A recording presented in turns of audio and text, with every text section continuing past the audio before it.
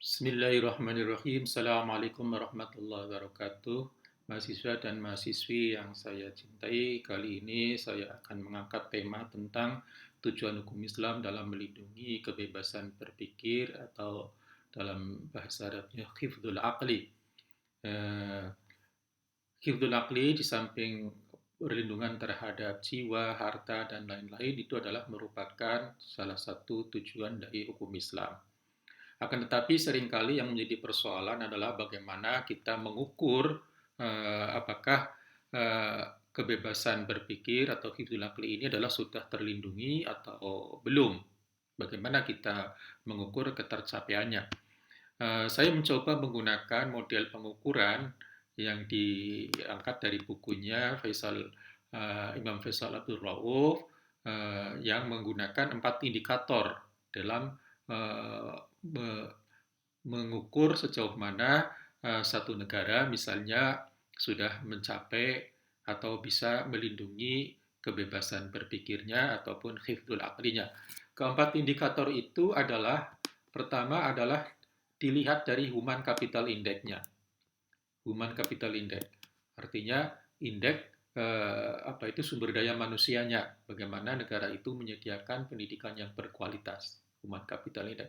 Yang kedua adalah dilihat dari bagaimana pengetahuan itu terdiseminasikan atau tersebar secara gratis, secara meluas. Itu bisa diukur dengan Telecommunication Infrastructure Index. Kemudian yang ketiga itu bagaimana sains, teknologi, riset itu dikembangkan dan dipromosikan. Yang itu, ya, itu terlihat pada atau bisa diukur pada indeks inovasi, innovation index.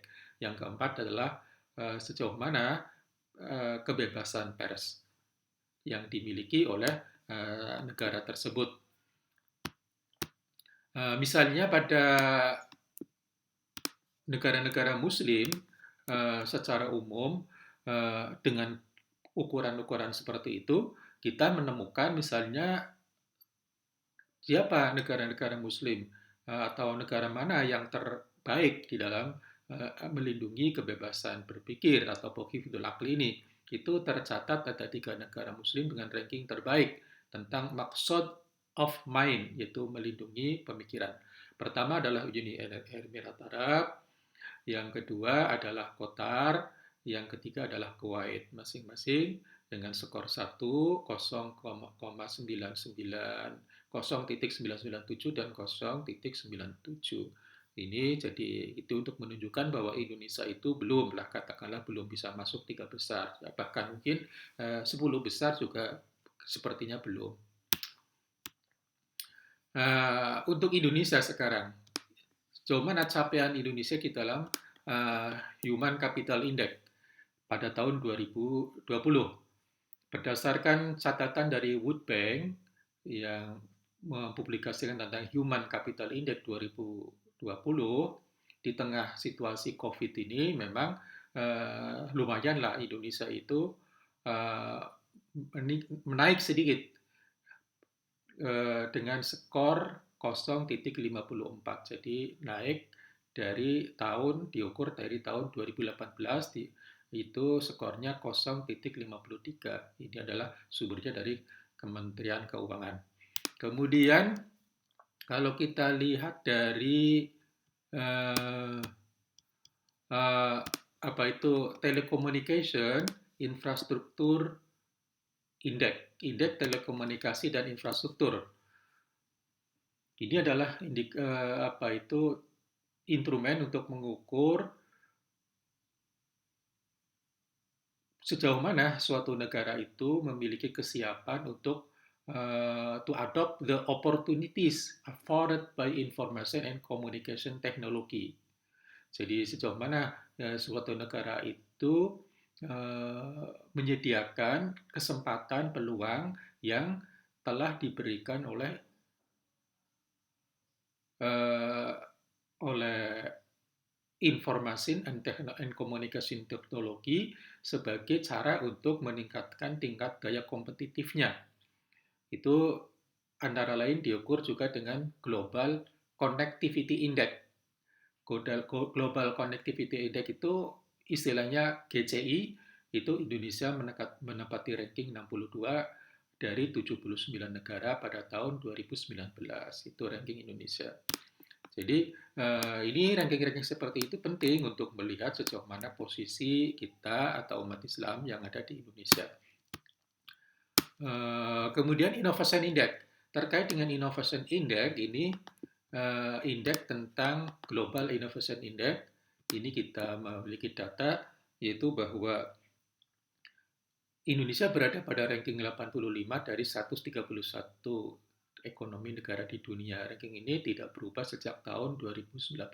Negara yang masuk dalam 10 besar yang masih kategori tetangga-tetangga Indonesia adalah antara lain Singapura, itu adalah jauh lah di atas Indonesia. Rankingnya 8, Korea Selatan ranking 10, Hong Kong 11, katakanlah Malaysia yang paling dekat itu adalah juga ranking 33, Indonesia 85, jadi masih cukup jauh ya. Vietnam, bahkan dengan Vietnam juga masih ketinggalan jauh dengan Vietnam dan juga dengan Thailand. Thailand itu ranking 44, Vietnam ranking 42.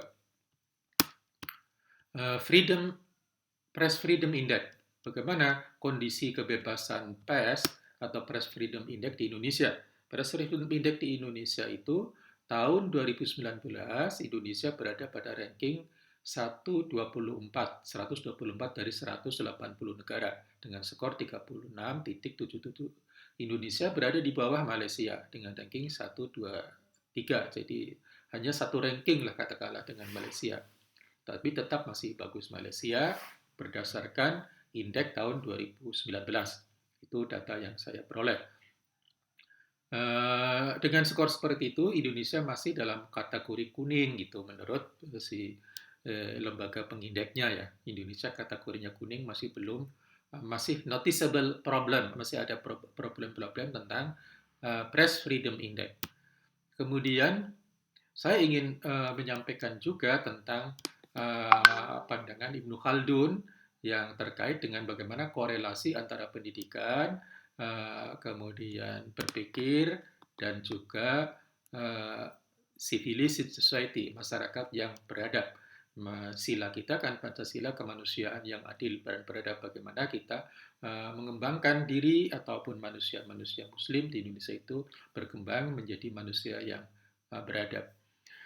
Under the proposition that learning and education thrive only in a civilized society, Ibn Khaldun writes, man is distinguished from animal by capacity to reason. His reason guides him to make a living, to cooperate with all the members of his society, and to accept what God has revealed through his prophet for man's welfare in this world and in the next. Man is therefore reasoning animal, and reasoning is the foundation of all learning. Ini kata Ibn Khaldun sebagaimana dikutip oleh At-Tibawi. Yang terjemahannya adalah bahwa atas dasar proposisi bahwa belajar dan pendidikan hanya tumbuh dalam masyarakat yang beradab, Ibn Khaldun menulis bahwa manusia dibedakan dengan hewan oleh kapasitasnya untuk berpikir. Pikirannya telah menuntunnya untuk membuat penghidupan, bekerja sama dengan anggota masyarakat lain, dan menerima apa yang Tuhan wahyukan kepadanya melalui nabinya demi kesejahteraan di dunia dan akhirat. Manusia karenanya adalah hewan yang berpikir, dan berpikir merupakan fondasi untuk belajar. Jadi fondasi penting untuk belajar adalah berpikir. Ini gambarannya keterkaitan antara belajar, berpikir dan belajar bisa digambarkan dalam gambar sebagai berikut, yaitu thinking for learning dan learning to aid, modify, or strengthen. Jadi itu untuk menambah, untuk memodifikasi, untuk menguatkan apa yang perlu dikuatkan, world view, pandangan wawasan keduniaan kita, belief, keyakinan kita, opinion, pendapat kita, attitude, sikap kita, behavior atau perilaku kita, skill, understanding, dan knowledge, skill kita. Dan jadi ini juga sama, thinking is the foundation of learning. Thinking is a process of response and change to a range of stimuli that modifies, affirm, and strengthen, kemudian ujungnya kepada memperkuat atau memodifikasi would you, belief, opinion, attitude, behavior, skill, understanding, dan knowledge. Mengapa kualitas berpikir itu perlu kita tingkatkan melalui proses belajar? Karena menurut Profesor Ahmad Sanusi, berpikir itu ada level-levelnya, mulai dari instinktif, sebagaimana cara berpikir hewan, imitatif, kemudian egosentrik, objektif, logik, strategik, dan yang tertinggi adalah cara berpikir yang holistik. Ya.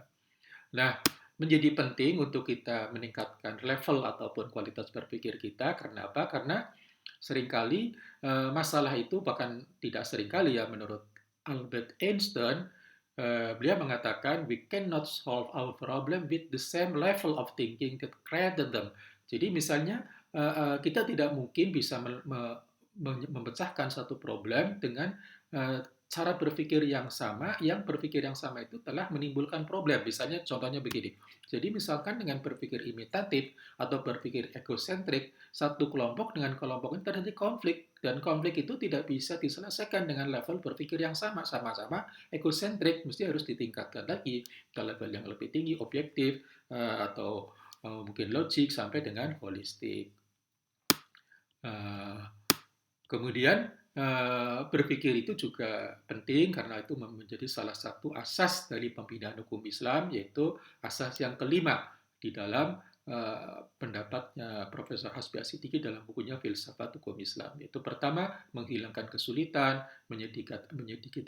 menyedikitkan aturan sejalan dengan kemaslahatan, mewujudkan keadilan yang merata, mendahulukan akal atas zuhir nas. Jadi bila mana terjadi konflik tidak bisa dipahami, ya tentu mengandalkan logika kita untuk memahami teks itu.